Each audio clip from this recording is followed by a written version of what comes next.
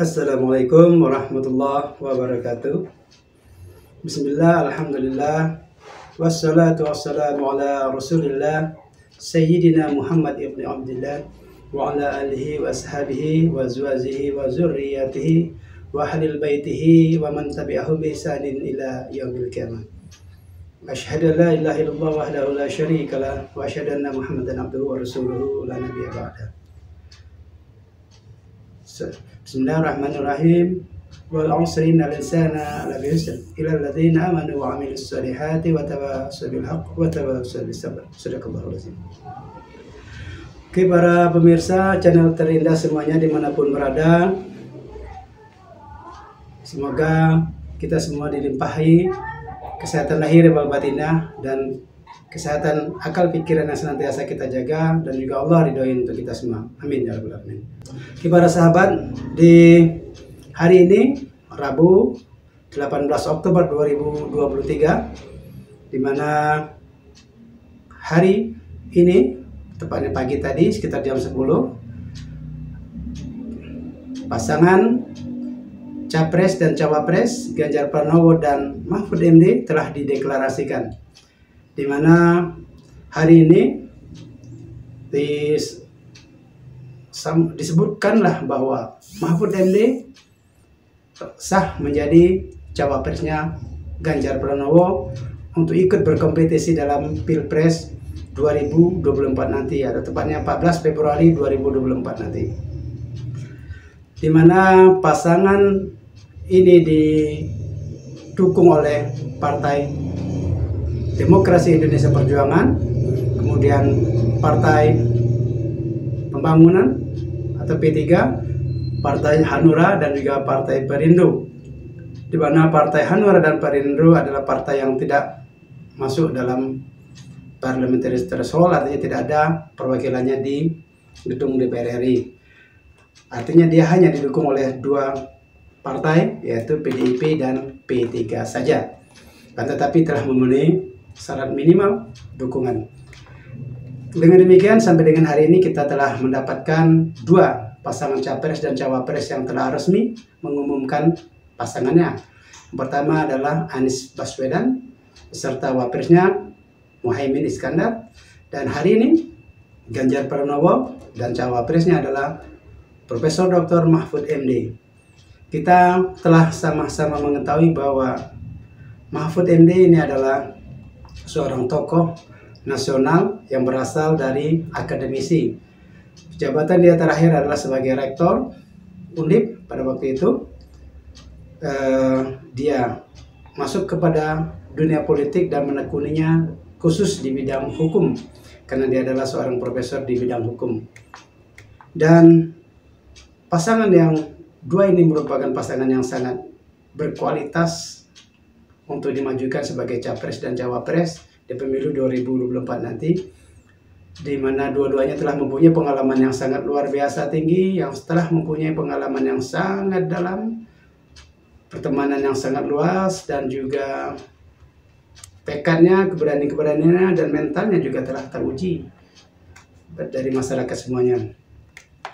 Di mana pada saat Mahfud MD menyampaikan pandangannya ketika dia diminta untuk memberikan sambutan untuk acara deklarasi cawapresnya, Mahfud MD menyatakan bahwa Indonesia Emas 2024 itu sangat mungkin tercapai, tapi dengan syarat-syarat, dengan 6 syarat yang harus kita pegang komitmennya secara bersama-sama, dan tentu dipimpin oleh Presiden dan Wakil Presidennya untuk memegang teguh terhadap komitmen ini. 6 elemen yang menjadi syarat itu, yaitu yang pertama adalah ideologi bangsanya kokoh. Artinya ideologi bangsa kita adalah Pancasila, yang kita sama-sama sepakati sebagai falsafah hidup pandangan bangsa Indonesia untuk hidup bersama, berbangsa dan bernegara di wilayah kesatuan negara Republik Indonesia ini adalah Pancasila. Sebagaimana isinya yang ada 5 sila tersebut harus kita sama-sama jalani dengan secara maksimal, dan kita hayati dengan secara maksimal, sehingga kita bisa sama-sama meraih kehidupan berbangsa dan bernegara yang kita dambakan sesuai dengan Pancasila. Yang kedua, ekonominya baik. Tentu dari waktu ke waktu, dari pemimpin ke pemimpin, persoalan ekonomi ini adalah persoalan yang sangat utama, yang menjadi persoalan yang paling persoalan yang sangat mendasar untuk kita bisa penuhi sebagai pemimpin. Meskipun siapapun pemimpinnya, kesejahteraan itu memang sangat sulit tercapai 100% secara adil dan merata untuk segenap bangsa Indonesia. Pasti ada ketimpangan di sana, hanya mungkin yang bisa dikurangi adalah persentasenya saja.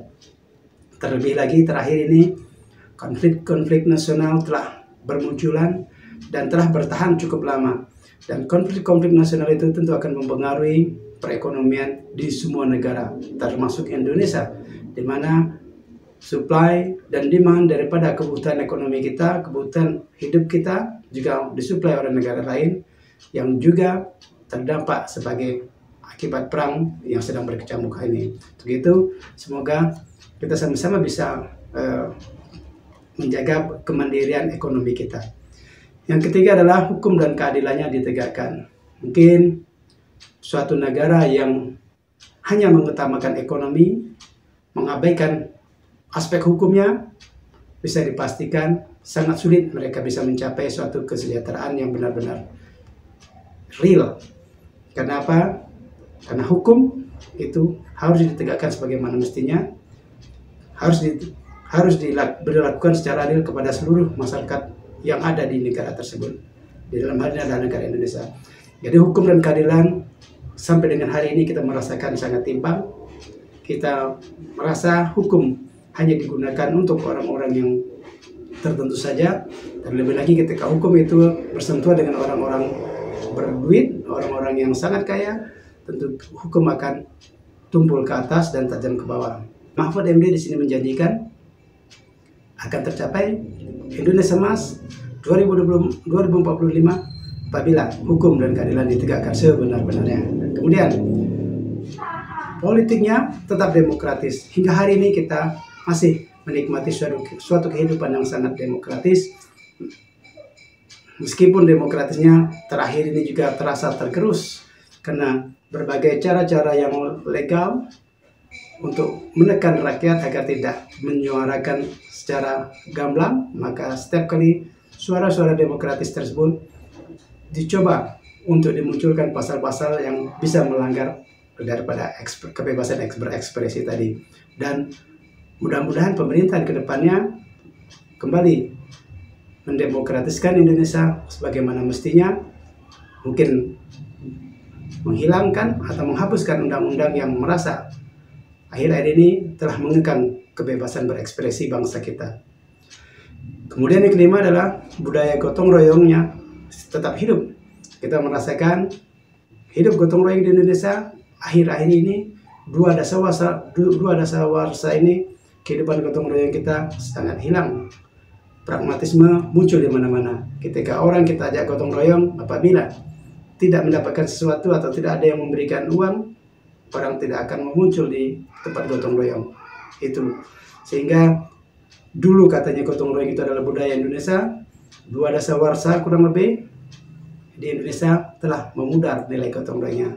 Apabila ini dipupuk kembali kehidupan jiwa gotong royong kita ke depannya, tentu akan sangat mudah kita memuluskan impian kita untuk mencapai Indonesia yang sejahtera, yang maju di 2045 nanti. Kemudian keenam adalah mengedepankan persaudaraan. Kita dari Sabang sampai Merauke, dari Miangas sampai ke Tidore, ini adalah bersaudara dalam ikatan keindonesiaan. Meskipun suku bangsa kita berbeda, tapi Indonesia kita adalah sama. Jadi kita tidak mengedepankan satu suku lebih daripada suku lainnya, satu kebudayaan lebih daripada kebudayaan yang lainnya. Dan kita harus saling menopang untuk mencapai kesejahteraan bersama, untuk mencapai Indonesia yang sejahtera, untuk mencapai Indonesia yang maju, dan bersaing di dunia internasional, mencapai mudah-mudahan bisa tercapai kita mendapatkan posisi perekonomian di 3 besar dunia. Wallahu a'lam bishawab. Apabila kita menyatu, apabila kita mempunyai niat yang sama, untuk memajukan Indonesia, kita bisa mendapatkannya. Demikian yang disampaikan oleh Mahfud MD dalam sambutan sebagai cawapresnya. Dan tentu kita melihat komposisi Ganjar dan Mahfud MD ini merupakan komposisi yang solid, yang sudah sama-sama dewasa dalam dunia perpolitikannya dan sudah malang melintang dalam dunia perpolitikan, perhukuman dan kepemimpinan di Indonesia ini. Jadi tidak diragukan lagi kepemimpinan calon Presiden Ganjar Pranowo dan Wapresnya adalah Mahfud MD ini. Begitupun dengan Anies Baswedan dan Muhaimin, dua-duanya telah mempunyai kualitas tersendiri untuk menjadi presiden dan wakil presiden Indonesia di periode 2024-2029 nanti. Yang tentu mereka sama-sama mempunyai program untuk mensejahterakan Indonesia, untuk memajukan Indonesia, untuk mencapai tujuan Indonesia bersama di Indonesia Emas 2045 nanti. Dan kita tinggal menunggu satu pasangan capres dan cawapres lagi. Capresnya sudah dideklarasikan yaitu Prabowo, namun hingga hari ini cawapresnya belum diumumkan. Dirasakan ada keraguan-keraguan daripada koalisi Indonesia Maju ini untuk mendukung untuk mengusulkan siapa cawapresnya. Ini bisa menjadikan suatu bumerang bagi pasangan ini apabila terlalu lama dan terlalu memikir-mikir untuk siapa yang menjadi cawapresnya. Tentu setelah melihat komposisi lawan yang akan dihadapi dalam kompetisi ini, tentu Pak Prabowo tidak hanya sekedar mencomot cawapresnya begitu saja. Keterwakilan anak muda itu bukan merupakan suatu presentasi yang sangat luar biasa untuk memenangi daripada kompetisi capres dan cawapres 2024 nanti. Tak semua anak muda akan mendukung cawapres yang muda, apalagi setelah kita menunggu kemarin hasil daripada keputusan MK mengenai batas usia yang sangat disayangkan, masih ada frasa yang mengizinkan daripada Gibran untuk maju sebagai cawapresnya. Dan itu bukan merupakan suatu daripada kemenangan daripada anak muda, tetapi adalah suatu kebobrokan, adalah suatu kemunduran kualitas daripada Mahkamah Konstitusi itu sendiri, mendegradasi nilai-nilai mulianya daripada Mahkamah Konstitusi demi dalam tanda kutip memuluskan terah keluarga dia yang ingin menjadi cawapresnya. Mudah-mudahan ini tidak terbukti, dan melalui video singkat ini, melalui channel yang masih sangat kecil subscriber ini, saya menyarankan Gibran tidak mengambil posisinya atau porsinya untuk dijadikan cawapresnya Prabowo, karena ini akan mendegradasi pertama nilai daripada keluarga Pak Jokowi sendiri yang ingin menegakkan dinasti politik, jadi akan terbantahkan dengan tidak majunya Anda sebagai cawapresnya Prabowo. Kedua, juga ketika Anda tidak maju nanti, mungkin di sini akan membantu Pak Prabowo untuk meraih kemenangan yang lebih signifikan ketika Anda tidak dijadikan cawapresnya. Karena ketika Anda dijadikan cawapresnya dengan Pak Prabowo yang mungkin sekedar mencari cawapres yang katanya suara Pak Jokowi masih luas dukungannya di bawah atau di Indonesia ini, yakinlah tak seindah yang seperti tertera di dalam survei-survei yang tersebar selama ini. Jadi kalau Pak Prabowo dengan kekehnya tetap mengambil Gibran sebagai cawapresnya, ini dikhawatirkan hanya memperpanjang daftar kekalahan Pak Prabowo untuk menjadi presiden, dan mungkin tidak akan pernah menjadi presiden ketika Anda mengambil politik dinasti yang selama ini kita tunggu-tunggu ternyata memang dikabulkan, dan ini suatu penurunan nilai daripada Mahkamah Konstitusi itu sendiri. Dan apabila Anda menyambutnya untuk menjadikan Gibran menjadi cawapresnya, maka semakin lengkaplah kekecewaan bangsa kita, rakyat kita terhadap penegakan hukum di Indonesia ini. Sebagaimana yang digadang-gadang oleh Mahfud MD bahwa hukum dan keadilan itu harus ditegakkan sebagaimana mestinya dengan tetap menunjukkan tinggi nilai-nilai demokratis. Jadi saya sarankan Pak Prabowo mungkin untuk mengimbangi wapresnya Mahfud MD dan wapresnya Muhaimin, mungkin lebih baik Yusril Izzah Mahendra yang telah berpengalaman panjang dari zaman Pak Soeharto dulu, tunggang langgang dia di dunia perpolitikan, ahli hukum dan tata negara yang kita sama-sama pahami, mungkin akan memberikan persaingan yang sangat seimbang apabila Pak Prabowo berdampingan dengan Yusril Izzah Mahendra yang berasal dari luar Pulau Jawa, mungkin akan menambah perayaan suara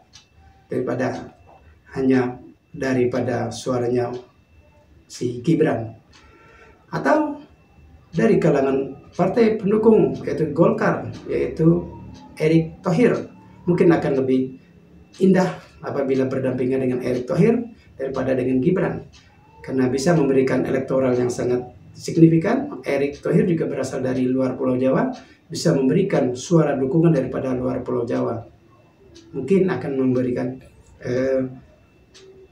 suara yang signifikan. Dan kekhawatiran Anda untuk suara NU dan lain sebagainya di Jawa Tengah dan Jawa Timur saat ini telah tertutup, karena Mahfud MD juga representasi daripada Nahdlatul Ulama, dan Muhaimin Iskandar juga telah merepresentasikan daripada Nahdlatul Ulama. Jadi mungkin salah satu solusinya cari wapres yang berada dari luar Jawa. Dan semoga video singkat ini bisa memberikan manfaat bagi kita semua. Sekali lagi saya hanya menampilkan melalui video ini, Anda yang memutuskannya. Dan analisa yang saya lakukan, analisa yang sangat-sangat sederhana, karena penonton YouTube saya juga adalah orang-orang yang sangat sederhana. Wabil khusus adalah para mahasiswa, di mana saya mengabdikan diri untuk mengajar hingga hari ini. Billahi taufiq wal hidayah. Wassalamualaikum warahmatullahi wabarakatuh. Thank you for watching.